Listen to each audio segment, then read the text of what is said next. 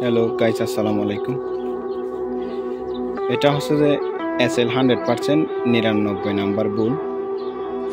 এটা জরার একটু প্রবলেম ছিল, প্রায় 3-4 বার প্রজনন করছিল, কনসিভ করতেছে না। এরপর আমি জরার ট্রিটমেন্ট দেওয়ার পরে সিমিনেশন করার পরে এটা কনসিভ করছে। তো SL 100% 99 নাম্বার বুল অনেক জায়গায় অনেক রকম আসে, কিন্তু এটা কিন্তু ভালো আসছে।